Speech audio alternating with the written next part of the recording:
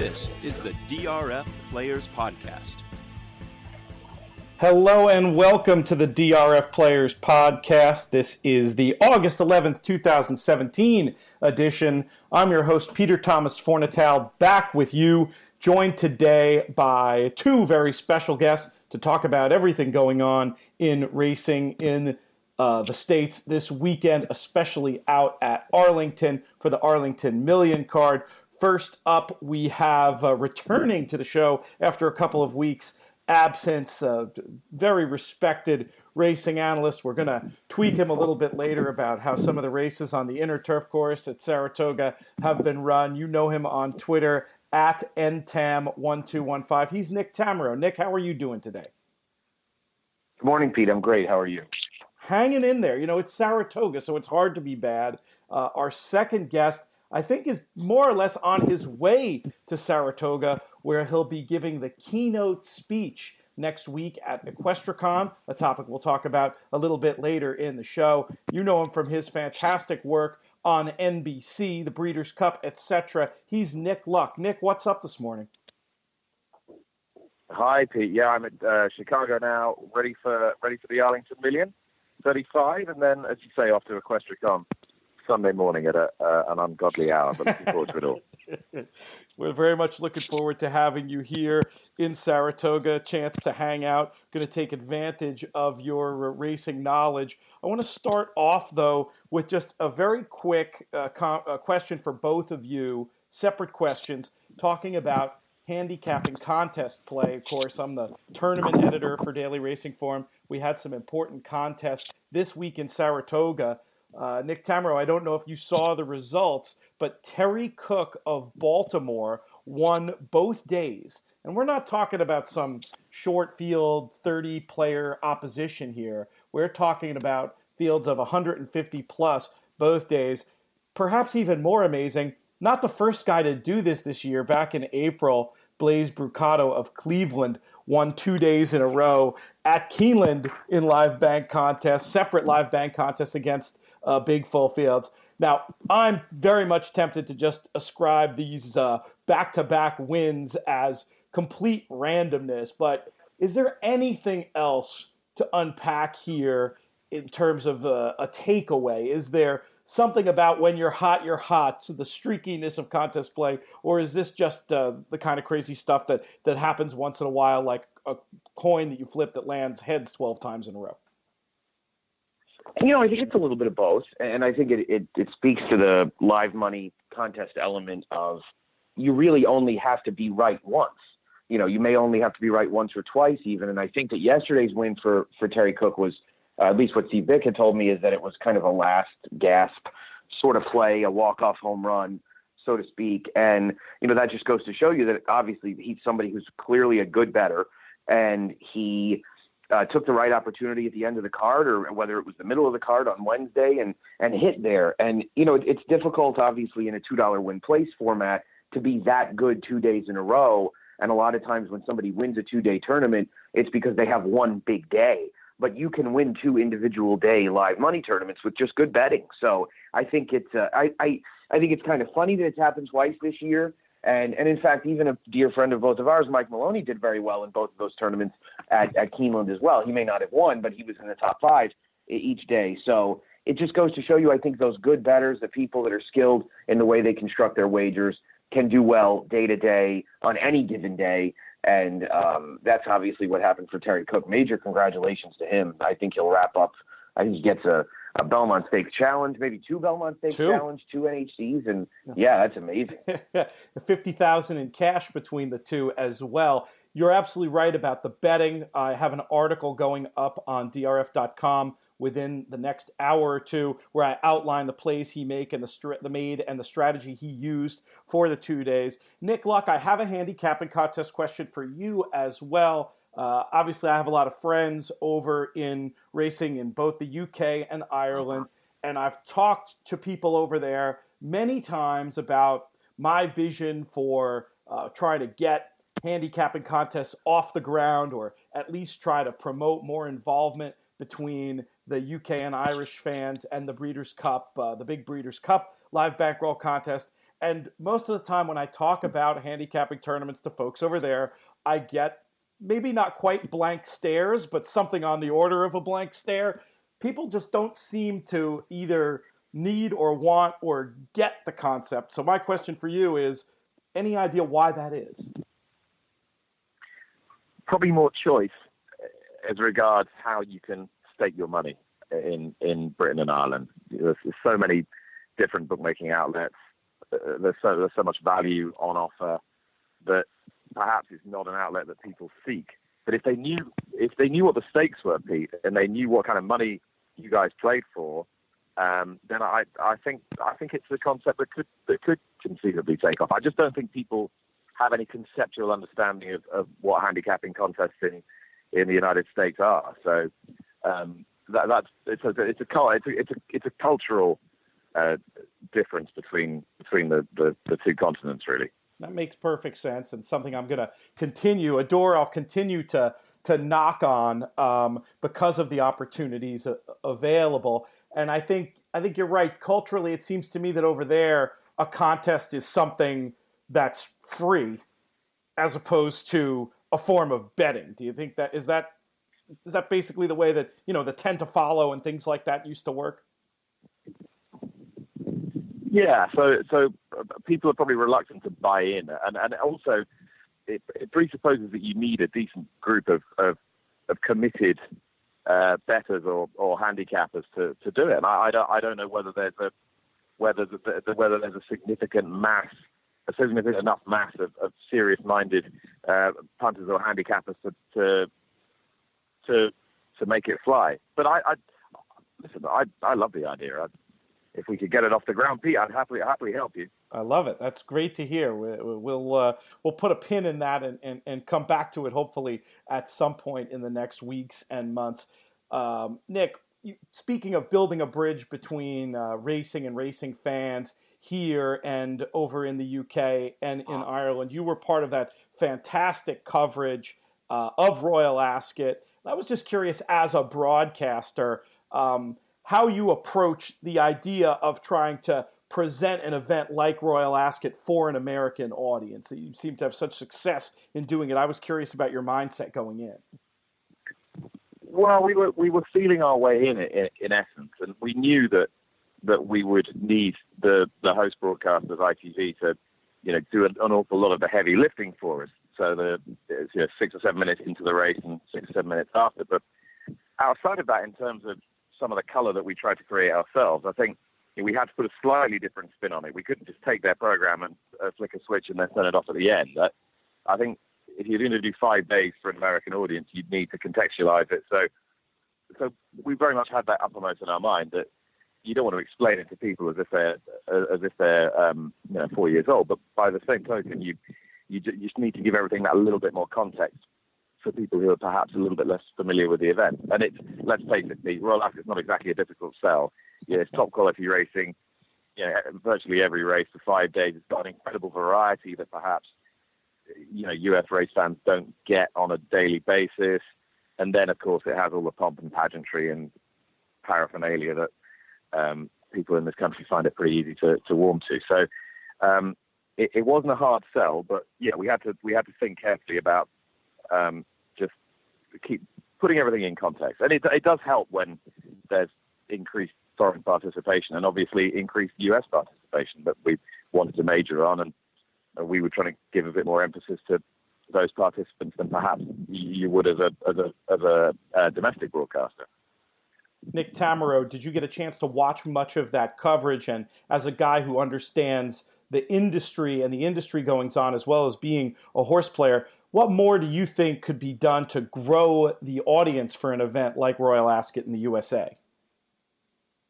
Yeah, I did catch the broadcast a couple of days. I thought it was outstanding. Obviously, as Nick just said, the product sells itself in many ways, but I think connecting U.S. racing fans to what goes on, clearly with the increased participation, has been huge. And Wesley Ward became even more of a household name here with going over there and convincing people that we could be competitive in those kind of races. It was sort of the tired and kind of staid opinion that we would go and lose. And so nobody really cared.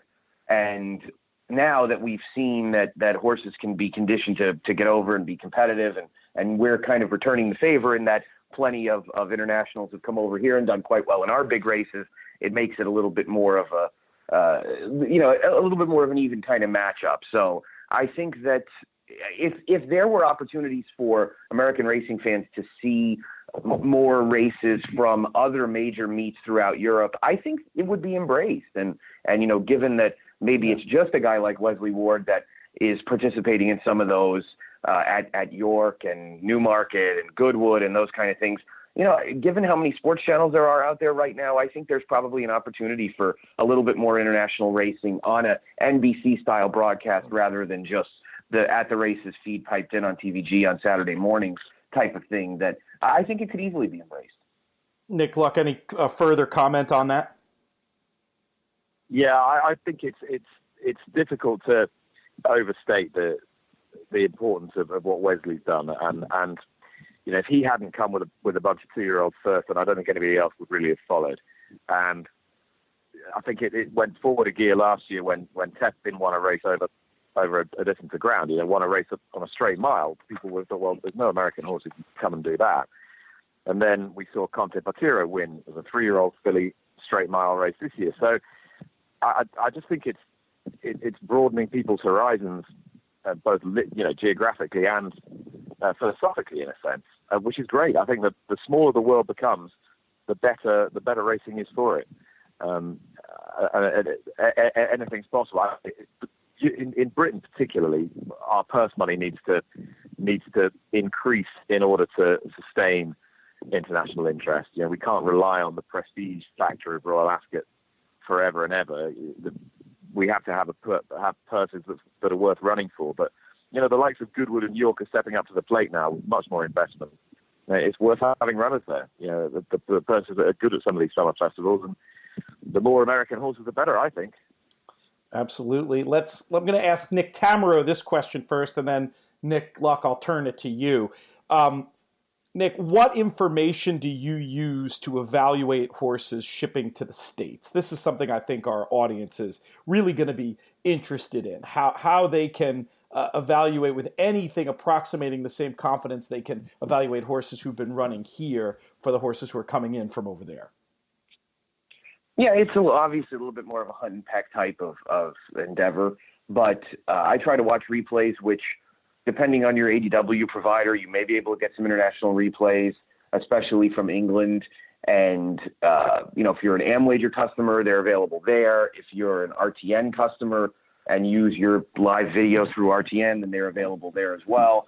So that coupled with, if you set up an At the Races account, which is free, you can look at past races and look at charts, so to speak, not American-style charts, but at least get a sense of who some of the horses are that horses have run against and maybe see what they've done subsequently, because you can look at the form both prior to that race and post, and that gives you some insight into, you can also look at what some of the final times were on those days to maybe see if there was something. Of course, you want to be careful with those because there aren't fractional times generally, and there can be wide varieties depending on course condition and whatnot. But it's basically that, trying to see what you can find in terms of replays, and then trying to gather what you can about the races that those horses are coming out of in terms of the fields.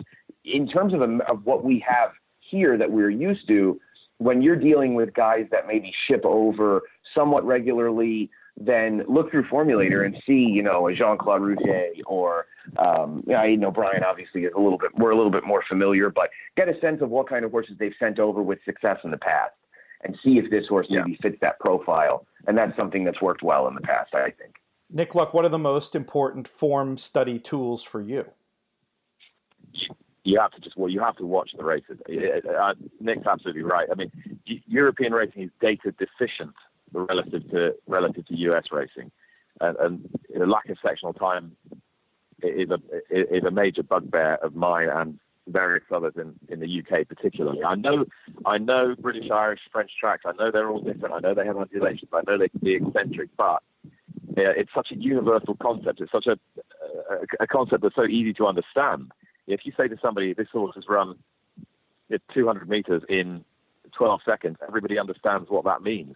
If you say this horse has got a time form rating of 132, nobody knows what it means unless they're ensconced in the game.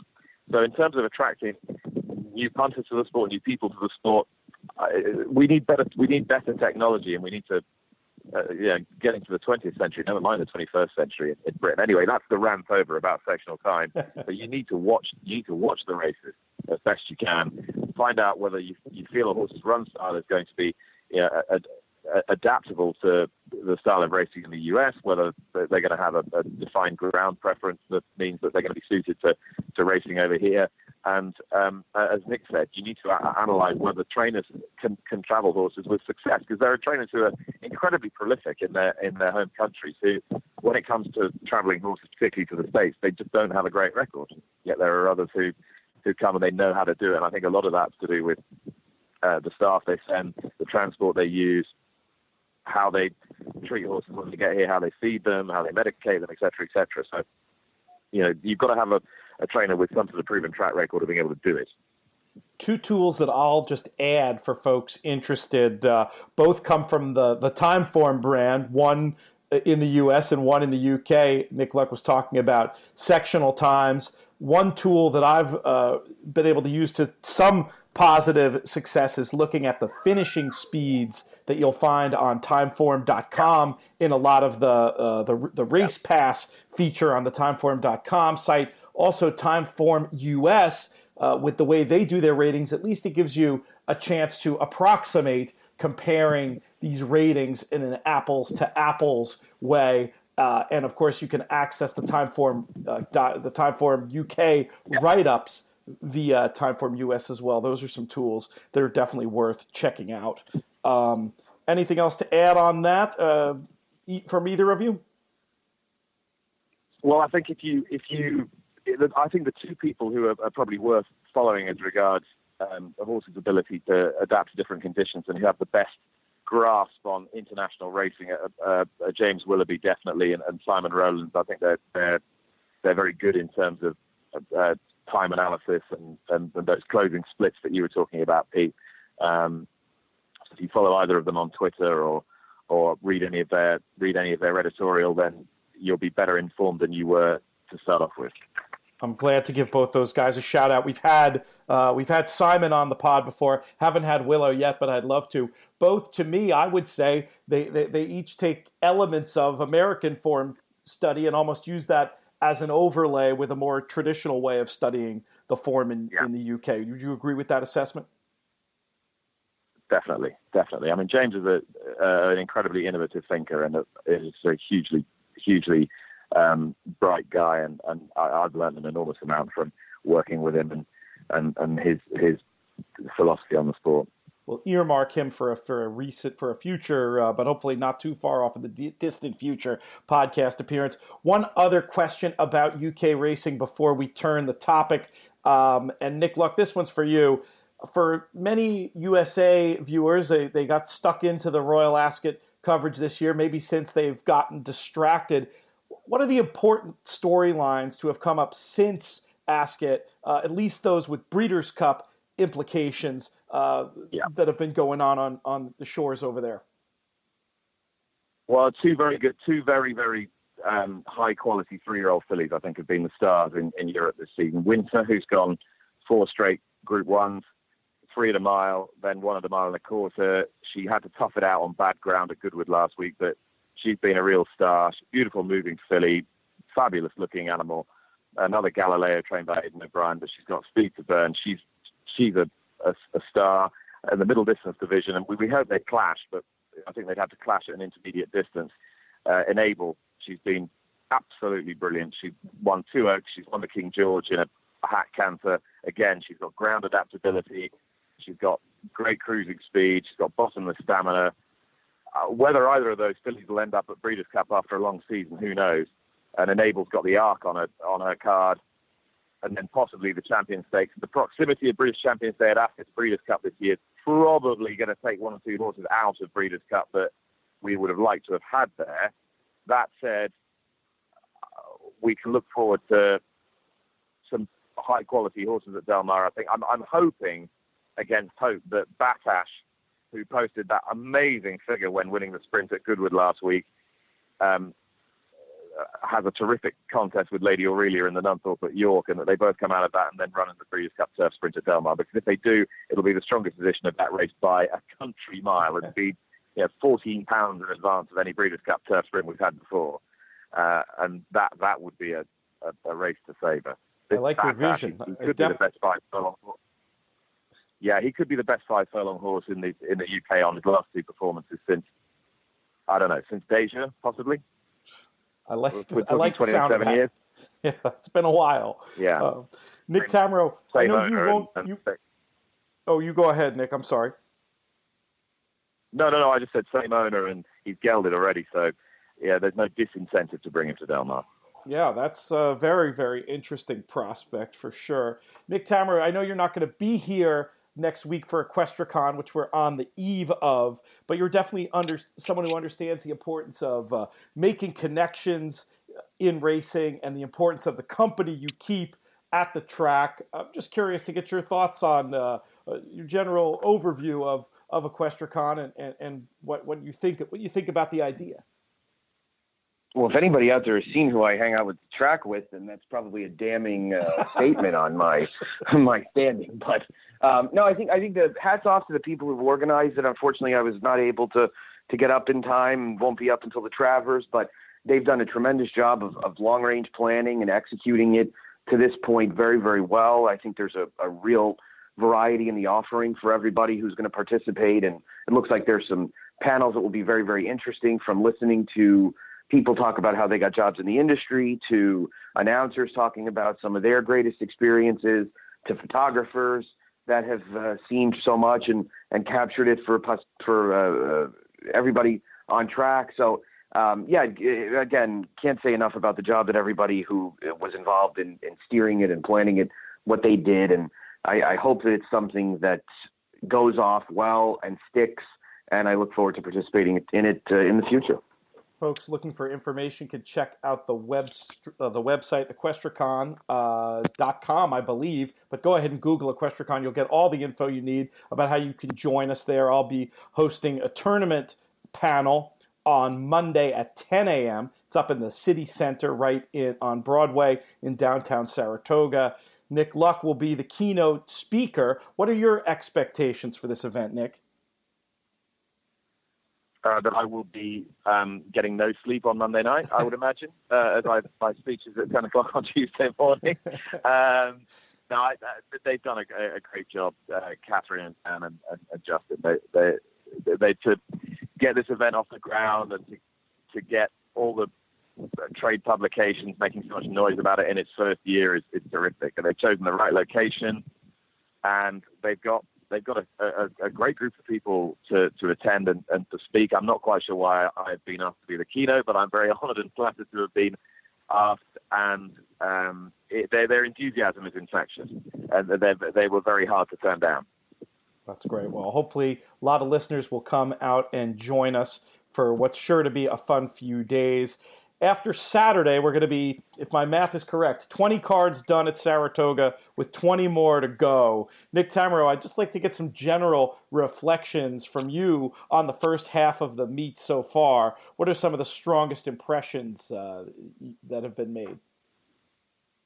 Yeah, I mean, it's been, I think, everything we would expect. Handle numbers are very, very strong. Of course, you get competitive racing on a daily basis. I think that some rain in the forecast would be helpful. It would certainly even out the turf courses, which not so much the Mellon turf course, but the inner turf course has gotten exceptionally dry, becomes extremely speed favoring when it gets into that kind of scenario. So I think it would, normally when it's Saratoga time, you don't really hope for rain, but I think a little bit of rain could actually do it some good. And clearly the back half of this meet, this is not a meet that's either front or back loaded because there's so much good racing from start to finish, but all signs at this point are going towards a Travers Day that should be tremendously compelling, with maybe as wide open a running of this race as we've seen. Some would argue in a year, given how wide open last year's was, and then it ended up being won by Arrogate. But it's a group that lacks a standout, and so I think with all the undercard races that are on that program, we're looking forward to a really tremendous day, and hopefully the same kind of luck with weather-wise and with the type of horse flesh that we've seen in these first 20 days. So nothing out of the norm. Wish I was doing a little bit better, but that's generally where I'm at in mid-meet, and we'll hope that maybe I can do a percentage as well as I did at the end of last year. Yeah, you did pick up steam, as I recall, and hopefully that'll be the case again. It's been tricky. There's been a lot of ups and downs and some unpredictable horses, and I would imagine for a multi-race player that can get very frustrating, especially when you're dealing with a racetrack that you don't always know what it's going to be doing from day to day. What sort of track bias trends are you if you're playing today and tomorrow? What sort of track bias trends are you looking for? Do you figure this business of speed on the inner will continue, and what do you think about how the main track's been playing? Yeah, barring any appreciable rainfall, I would really upgrade anybody with speed on the inner turf course. No question about it. And of course, the endeavor at times involves handicapping the jockeys and who's going to show speed, who's going to ask their mount for speed, especially in these 1 mile turf races, which tend to be a little goofy given the quick run to the first turn, but absolutely upgrade anybody with speed. I don't think there was more of an issue with a strong inside bias on the main track at that last week of July. I don't think it's been quite as pronounced since then, but you want to upgrade anybody who raced wide from July 26th to July 31st on the main track. Anybody who tried to make up ground, other than maybe that Thursday, July 27th, where it was a wet surface. Otherwise, it did feel like you were at a pretty clear advantage staying towards the inside. So until there's rainfall, you want to be careful about anybody who's going to be coming from deep out of it on the inner turf. And of course, that is something that you have to deal with in looking at the featured race tomorrow, the Fourstardave. That's a perfect segue. I want to talk about a few races before we wrap up here today. Going to be a slate. Please. Can I just ask Nick a question? Obviously, I've never been to Saratoga. I watch it on the TV. I'm looking forward to the first visit there, and I'm back to the Travers. But are you saying that there's a bit of a golden highway down the inside rail on the turf track? Because if that's the case, I'm going to get a sense into my calculations for tomorrow's race here in Chicago.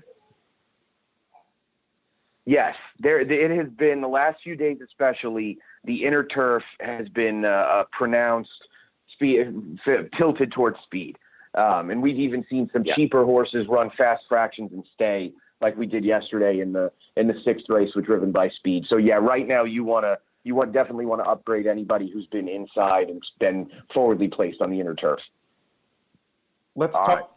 Let's talk about that Fourstardave, and we can loop back to this discussion as we talk about the four races we're going to discuss to round out this slightly truncated version of the DRF Players podcast. We'll talk Fourstardave, and then we'll move on to Arlington, and we'll talk Secretariat and Beverly D, and of course Arlington Million.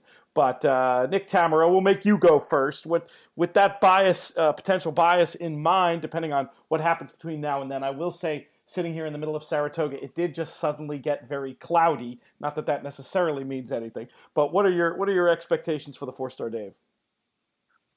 Well, no question. And we don't get enough of these kind of opportunities in seeing a horse like Sassy Little Lila run against males. This is a great move by her connections because she obviously doesn't have a Grade 1 win. She has a couple of Grade 1 placings, but to win a race like this obviously would increase her value exponentially. And it just so happens that in terms of the expected race flow, she has a great chance. So she is going to be clear, and ultimately we'll see if she's good enough to stave off the competition here, which is pretty hardy. It may not be a big field, and you may actually have a couple of horses that are geared towards trips that are a little bit longer, but there's certainly a lot of talent. And you're dealing with a horse like Disco Partner, who has taken a gigantic step forward as a 5-year-old, now in the care of Christophe Clement, and has to prove that those big one-turn efforts at Belmont were not just maybe something that was situational, but a sign that he's ready to become a top-flight miler, which, of course, in this country means you need to be able to do it around 2 turns. I'm skeptical enough that I'm going to look for an alternative. I've also not been particularly enamored with the 2 races that Time Test has run in this country since going to Chad Brown's care. I thought he hung badly in the Fort Marcy, swapped his lead and didn't change back over in getting out finished by Smooth Daddy, who quite honestly, when push comes to shove, is barely even a Grade 3 type of horse. You wanted to forgive him because that was off of a long layoff. I expected a bounce back in the Manhattan. Yeah, he didn't get much pace to run at, but it was sort of an average second place finish. And that was a race where I don't necessarily want to assume that it was a bad race because Ascend and Sadler's Joy came back and lost the Bowling Green to a 20-1 shot. But Ascend and Sadler's Joy came back and lost the Bowling Green to a 20-1 shot. So it sort of, it makes you feel a little skeptical of what that race was. I may be wrong about it. I think Balarox is the kind of horse that's moving forward at the right time. I thought his win in the poker was excellent. I know that Projected came back and kind of ran a bit of a dud type of race, but Catapult came back and ran very well. And I think pace-wise, Balarox is the kind of horse you want to take out of there because it was a super fast pace. He raced closer to it, moved aggressively into it, and while he zigzagged his way through the stretch, I felt like it was the kind of performance that maybe portends another move forward. He's going to be a good enough price for me to take a chance there. Nick Luck, let's talk about Time Test in particular here. I thought when he was over there, he was a horse who was thought of. I know he had wins beyond a mile, but I feel like he was expected to do his best work at a mile. Will that perhaps be the panacea to his recent disappointing finishes? He's just a horse who's going to break your heart, this Time Test, and has been doing on both continents now for 3 years. You only have to look at his pedigree. Okay, he's beautifully bred, and they're very high-class horses, but Passage of Time, his dad, Father Time, her half-brother, and Timepiece, another half-brother, they were all very high-class Group or Grade 1 horses, but none of them you could set your clock by, no pun intended, and none of them could be relied upon to run two races alike. In addition, all of the family are very difficult to categorize as regards their ideal distance. You run them over a mile, they look like they want further. You run them over 10, they look like they want dropping back to a mile. They probably all want pace to run at and a race to collapse around them. They're a little bit tricky, in truth. And Scott Hazelton sent me a text before the Belmont Park race and said, Chad's got this Time Test absolutely bang on the money. He's going to win by a dozen lengths. And I said, beware the trap of Time Test. He will break your heart, this horse, time and again. He's got so much talent that when he rolls up in some insane race like the Breeders' Cup Mile, which he ran in a few years ago, he'll turn up in one of the best races in the calendar, and he'll go off at 12-1, and he'll win by daylight, and everyone will go, there you go. But in the interim, he'll break your heart at short odds every single time. His full sister, incidentally, won at Sandown Park last night. She's 3-3 now for Roger Charlton, who used to train Time Test, but she's been winning minor races. But yeah, there's a very talented family, but not one to rely on by any stretch of the imagination. I remember he ran in a 2-year-old conditions race at Newbury on his debut. He was sent off odds-on favourite, and somehow he contrived to lose to a horse who had no business being in the same race. So that's just the story of his career. Very, very talented, completely unpredictable. Did you have any other thoughts on the Fourstardave beyond beware of Time Test at short odds? No, I don't. I will defer to Nick, but I will just go back to the point that he was making about the filly taking on the colts. And I just wonder now if talking about international racing and different racing cultures adopting practices from each other, whether more trainers here might start running fillies a bit more imaginatively against colts. If there's the right spot and it's the right race and the right conditions and the right distance, who's to say 1 year's crop of 3-year-old fillies isn't stronger than the crop of 3-year-old colts, or 4-year-old fillies or older fillies better than the crop of older colts? Yeah, if people are thinking more outside the box, I think it makes the races more interesting if you have both sexes represented, personally. That's a great point, and we see year in, year out the success that fillies have against colts over there. And here it's still, we've obviously have some high-profile examples of it working out pretty well, but it's still like very much of a notable, unusual thing. So hopefully Sassy Little Lila runs well, and we keep that going. All right, let's talk about the racing in Chicago. We'll start off with the Secretariat, a short field of 6 with 3 starting in the U.S. for the first time. Nick Luck, what are we looking at here in terms of the invaders? Permian should win, I think, in all honesty. He's got some high-class form. He's very tough. He's won the 2 best Group 2s in the for 3-year-olds in Britain this season, insofar as he won the Edward VII South Africa, and then he won the Dante at York. He ran poorly in the Derby, but that was his only bad run. He went down by, I mean, you look at that video of France again, how on earth he lost that race, I do not know. I still think he won every time they passed the wire. But the photograph said he lost by a nose. He's very, very tough. He'll act on the surface. I think it's a great spot for him. And they've had it marked out for a little while as well. They need to get a Grade 1 or Group 1 into this horse. And I think it represents the perfect opportunity. Short field as well. I think he could boss them from the front end. Well, now we do have this front runner, Nick Tammaro, with the best USA form and multiple Grade 1 winner Oscar Performance. How do you think he's going to stack up here? Yeah, I don't like Oscar Performance. I think Oscar Performance has been one of the more opportunistic horses you're ever going to find, but he also shows you that speed is, the greatest weapon you can have in a racehorse. But he was extremely fortunate to get a very, very easy lead in the Belmont Derby last time when they took the rails down on the inner turf course, both on Belmont Stakes weekend and on Stars and Stripes Day. There was a pronounced advantage to anybody who was towards the inside because with all that dry weather, it had gotten so firm, and he just kind of skipped over it. And he will not get that luxury this time around. I was very gratified to see that in watching some of Permian's replays, he has the speed that he does, which, we don't always see that in some of the European shippers that come over. And I love to see when they come over and have that kind of speed, because that means that, they're generally stamina-wise, they are much, much stronger than most of our horses. So Permian looked extremely formidable to me. I understood that a Fandom looked like he was probably a cut below class-wise, but maybe if Oscar Performance was given some company on the front end by Sonic Boom, he might not have the quote-unquote other European angle that those of us wise guys sometimes look for. But it certainly seemed as if Permian would be very, very tough to beat.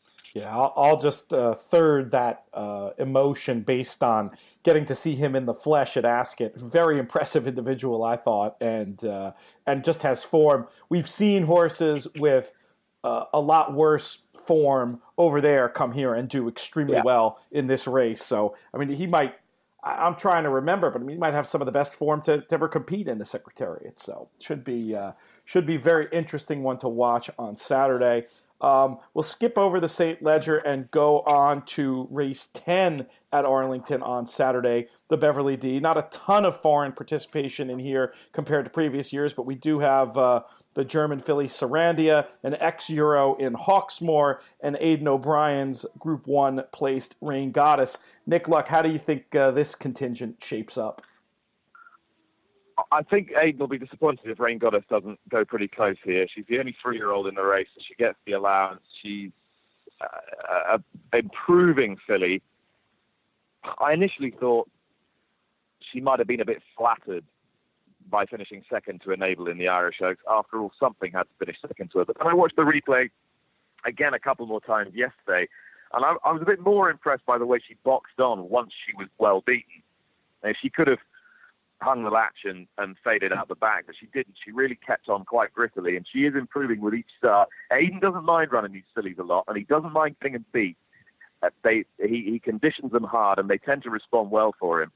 And I know there's a fair bit of confidence in the Ballydoyle camp behind her chance, but it's quite a knotty race, this. My suspicion is that Hawksmoor has improved a little bit since she's come here. I know we can get kidded into that thinking they've improved because they string some wins together, and in fact it's just a function of weaker opposition. But I think she's got a bit more game now. I think she's got a little bit more tactical speed since she's come to Arnaud Delacour, and I could see her running a big race. But all things being equal, Rain Goddess should run a big race here. She's coming out of a very strong group of 3-year-old European fillies, I think. That's a good point, and look no further than Found a couple of years ago for an Aidan O'Brien trainee who thrived for her racing. Nick Tammaro, how do you see the Beverly D? Yeah, I think I totally agree with Nick in terms of Hawksmoor improving quite a bit since she came over here, and the type of early speed that she's developed and has shown have obviously made a huge, huge difference. Whether she's given any competition on the front end, you'd imagine it would come from Sepessa, but she's a lot quicker than Sepessa and really could find herself controlling this pace again. Now, she was one that benefited from both an easy lead and an unencumbered pass to the lead in the New York last time, and was supposed to run the Diana and ended up getting sick and now is rerouted to this race, which is not really one where the pace has fared all that well year in and year out. I was surprised that Dona Bruja ran as well in her second North American start as she did in her debut, and it's been her first for Nacho Correas, and she looked incredible in winning the Modesty. Now, that was against, obviously, a much lower class of horses, but I would never take her as the favorite in this race. I'm intrigued to see if she stacks up competition-wise, but, ultimately, I think that you have to deal with Rain Goddess, who looks like the right type profile-wise, and as Nick said, Brian runs these horses a lot.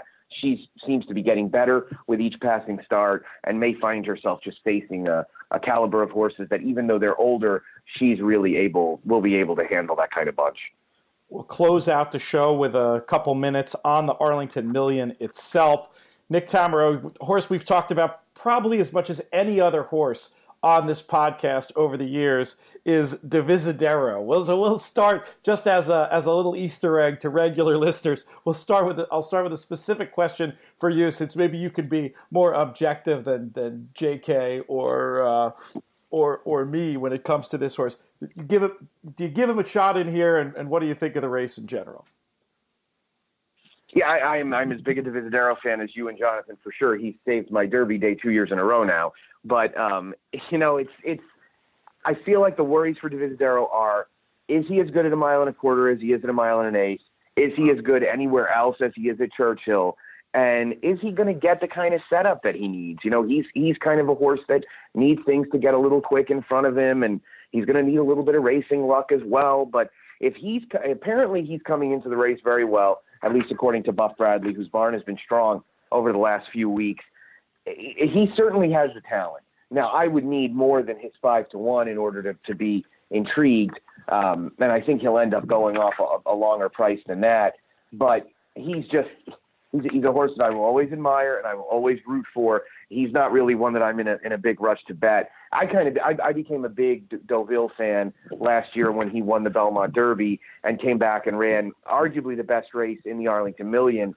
And, you want to talk about, and I'm sure Nick will talk more about this, and we'll talk from a more learned perspective. This horse has run against some very, very nice horses this year.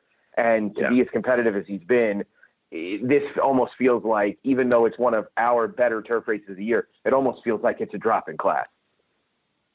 Pick up that thread, Nick Luck.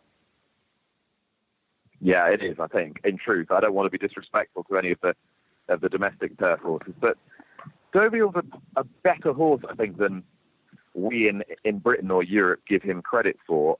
He's run him a couple of times on yielding ground in Ireland this year, and he can't show his best form in what I would call European soft ground. If we had a shower of rain here, it'd be fine, but he can't show his best form on European soft ground.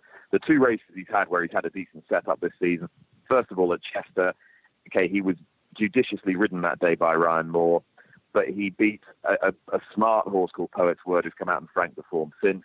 And then at Ascot, arguably, he ran the best race of his career when he should have been given second in the Stewards Run, but eventually finished third behind Ribchester, who's arguably the best miler in Europe at the moment. Interestingly, I spoke to the owner, Jim Hayes, racing manager Alex Toll yesterday, and I said to him, if you win the Million, which I think you've got a pretty good chance of doing, I said, will you take the win in your in and come for the turf? And he said, probably not. We'd rather have a look at the Breeders' Cup Mile.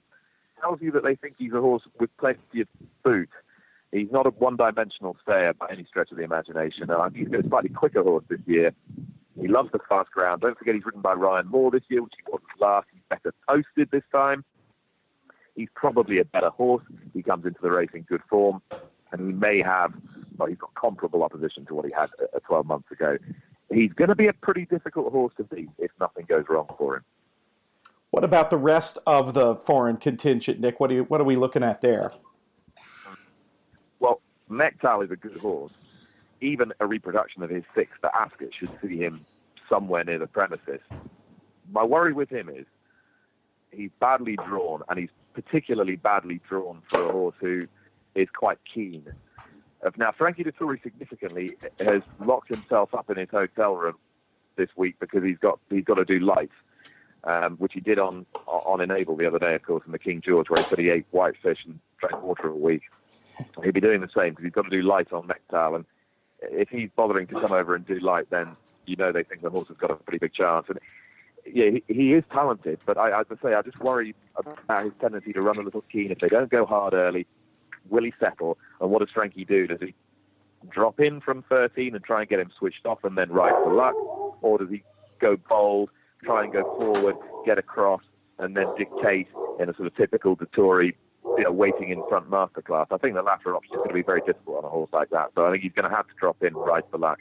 I just think he's got a less advantageous setup in front of him than Deauville, even though I don't think he's that less talented of a horse.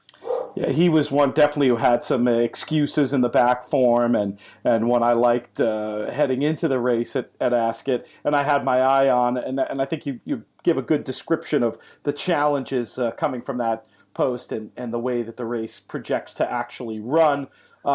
Interesting source of data people can check out for a good line on what's going on in the betting overseas. Oddschecker.com is another good way to get a line on how these horses are being bet over there as opposed to in the tote market. Something I think folks should check out.